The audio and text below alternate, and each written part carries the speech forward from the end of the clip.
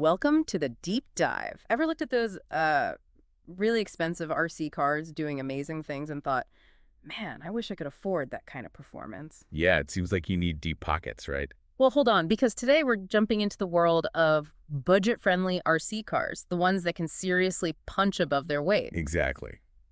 Our mission, really, is to show you how to build a genuinely competitive RC car. We're talking bashing, crawling, even racing for probably under, say, $200 to $300 total. That's the goal. A lot of people think high performance equals high cost in RC, but we've dug through our sources and found some, well, pretty amazing ways around that. We've got specific build examples, the key upgrades that make the biggest difference, Yeah. and tips on how to save money doing it.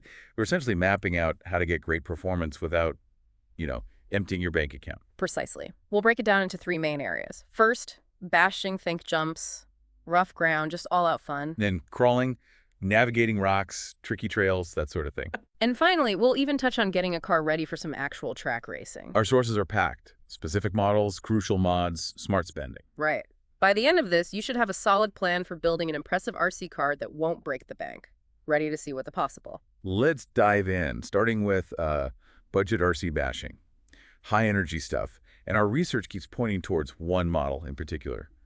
The WL Toys 144,000 Year One. Ah, yes, the 144,000 year one. What makes it such a good base for a budget basher, according to the sources? Well, right out of the box, it's a 114 scale buggy, which is a good size. It has a brushed 550 motor. Which can get you moving pretty quick, right? Like 35, maybe 40 miles per hour with the right battery? Yeah, with a LiPo. And it's got an aluminum chassis, which is great for durability when you're landing jumps, plus oil-filled shocks. That's a nice touch at this price. It really is. It comes with a 2S 1500 Miller LiPo, but our sources consistently say that battery's a bit A underwhelming. little weak, yeah, in terms of punch and runtime. Oh, But that's where the fun starts, the upgrades. The potential is huge.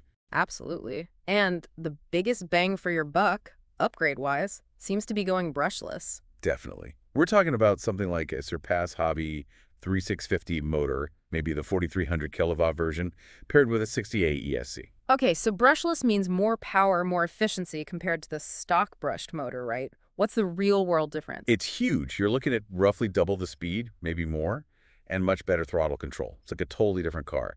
That combo costs around, what, $38 to $50? Somewhere in that range, yeah. A massive performance jump for not a lot of cash. But you'll want a better battery to feed that beast. Exactly. Sources recommend stepping up to maybe an Avonic 2S or even a 3S LiPo, maybe around 2200 milliamp capacity. That'll give you more power and much longer run times, around $20, $25 for one of those. And 3S means more voltage, more potential speed, but you got to be careful with heat then, right? You do, which leads to the next upgrades. With all that speed, you need grip. Right, stock tires probably won't cut it for serious off-roading. Sources suggest brands like Endura or Ghoul RC for better off-road tread. Yeah, for about $10 to $15. They dig in much better. Oh, And yeah. like you said, heat management becomes important, especially with brushless and especially on 3S. So, a cooling fan. Yep, a simple 30 millimeter motor fan, the heatsink. It's cheap, maybe $5 to $8, but crucial for preventing overheating and keeping that motor happy. Okay, makes sense. And the last piece for durability, handling all that extra power. Metal gears. The stock plastic spur gear and differential gears can strip under brushless power. A full Metal Gear upgrade kit, often found on AliExpress for $10 to $20, is pretty essential for reliability. Right, strengthens the drivetrain. So, brushless system, better battery, grippier tires, cooling fan, and metal gears. That's the package. And here's the kicker from our sources. Run that upgraded 144,001 on a 3S LiPo with the fan and metal gears installed, of course, and it can genuinely outperform RC buggies, costing over $300 in speed and drifting. Wow, that's impressive. Getting that level of performance from a relatively small investment, it really shows how strategic upgrades on a budget platform can pay off. It really does. It's not about spending tons, it's about spending smart.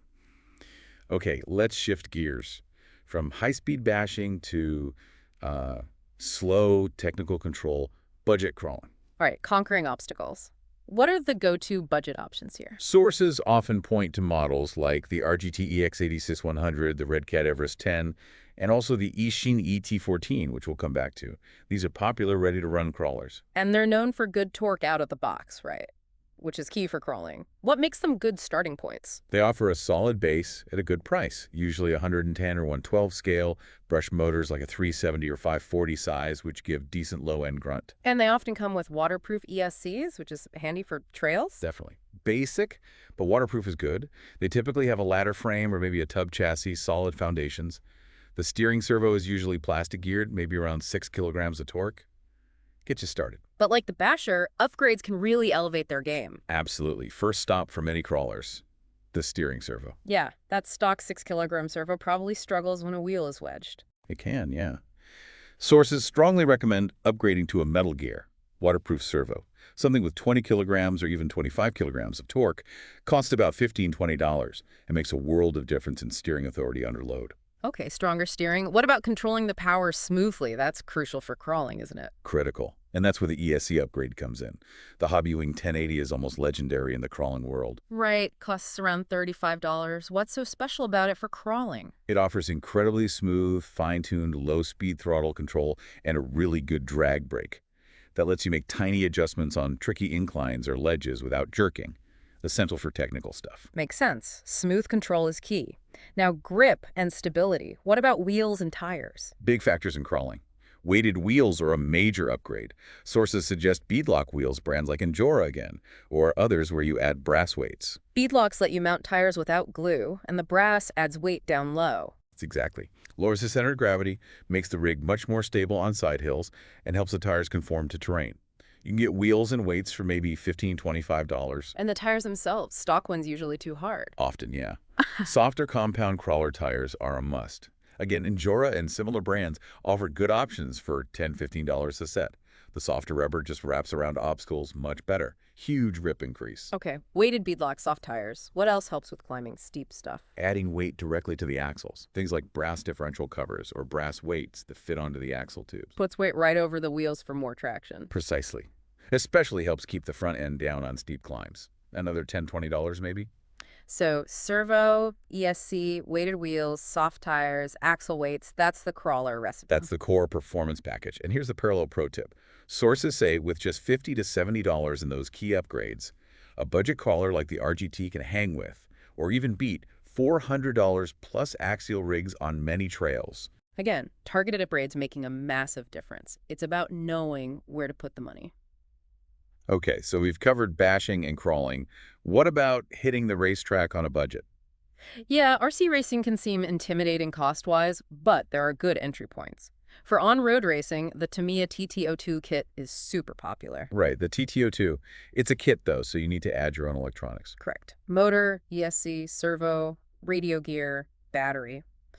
For a ready-to-run buggy option, maybe for smaller tracks, the LC Racing EMB1 is often mentioned. It's 114 scale. Let's focus on the TT02 first. It's kind of a classic entry-level chassis. What are its good points? It's a solid design. Shaft-driven 4WD, which is simple and reliable. Independent double wishbone suspension all around, which is good for handling adjustments.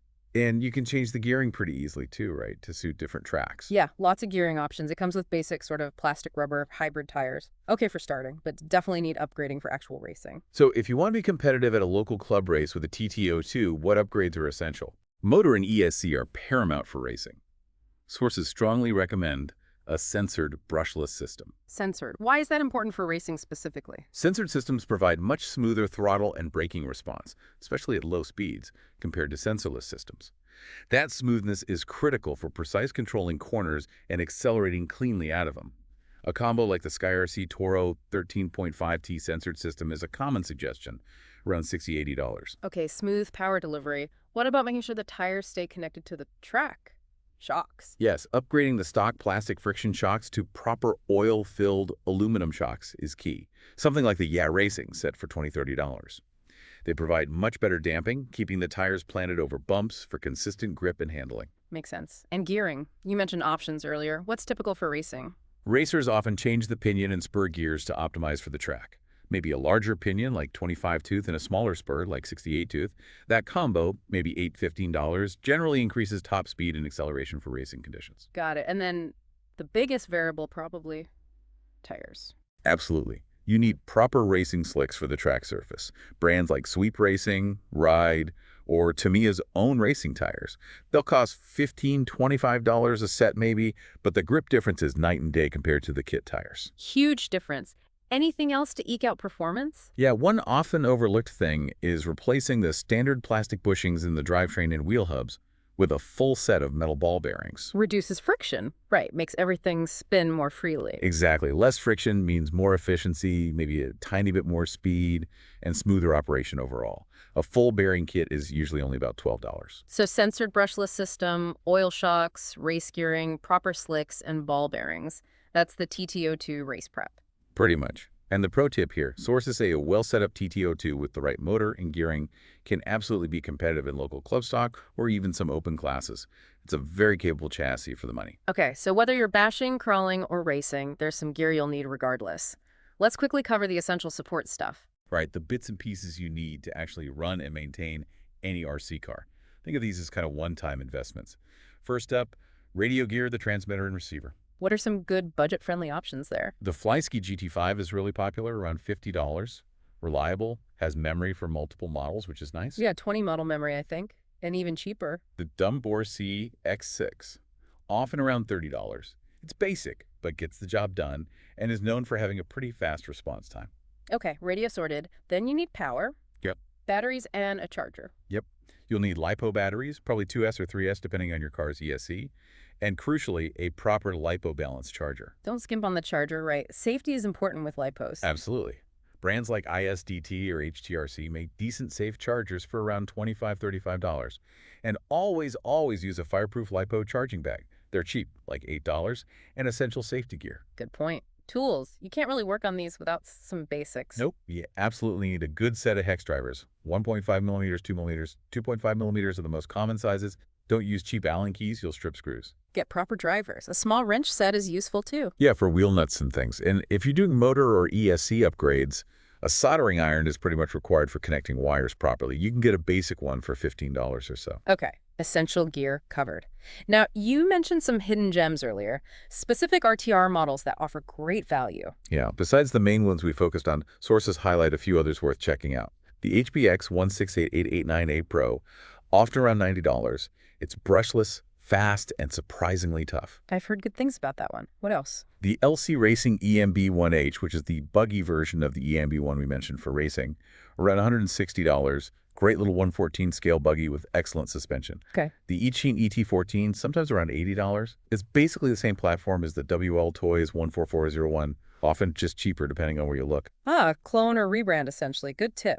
Any 110 scale bashers. The Red Cat Volcano EPX Pro, about $160, solid, affordable 110 scale basher. And the HSP 94111, sometimes called the Brontosaurus. Around $100, very basic, but super cheap and easy to upgrade. A classic budget platform. Lots of options there if you just want something good straight out of the box. Okay, so we've covered a lot of ground. As we wrap up, what's the final advice for someone wanting to dominate on a budget? I think the most important thing really is knowing your goal first. Are you a basher, a crawler, a racer?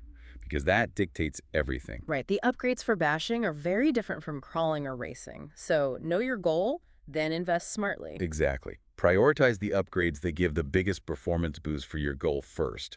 Usually that's the motor and ESC, tires, and maybe the steering servo. Those tend to make the most noticeable difference early on. And maybe hold off on the fancy cosmetic stuff initially. Focus on performance per dollar. Yeah, make it go well first, then make it look cool. Also, check out your local scene. Are there tracks? Call in the spots. Talk to people. Good idea. And look for deals. Online marketplaces, forums. Definitely. Facebook groups, eBay, RC forums. You can often find good used parts or even whole rollers for cheap. Just be smart about buying used. And maybe keep track of what you're spending. It's easy to get carried away with upgrades. Yeah. Set that $200, $300 budget and try to stick to it. Keep a little list. Okay, so the main takeaway here is pretty clear. You absolutely can achieve really impressive, even competitive RC performance on a budget. Without a doubt. It just takes choosing the right starting point and being strategic about where you spend your upgrade money. Whether that's building a high-speed WL Toys basher, a super capable RG2 crawler, or a track-ready Tamiya TT02, the potential is there. Which leaves you, the listener, with something to think about. What kind of RC excites you most? The jumps and speed of bashing, the slow technical challenge of crawling, or the precision and competition of racing. Imagine the satisfaction of showing up with your carefully built budget machine and keeping up with or even outperforming those much more expensive rigs. So maybe check out some online RC communities, see if there are any local groups or tracks near you, and start thinking, what kind of budget beast could you build for your own extreme RC zone HQ?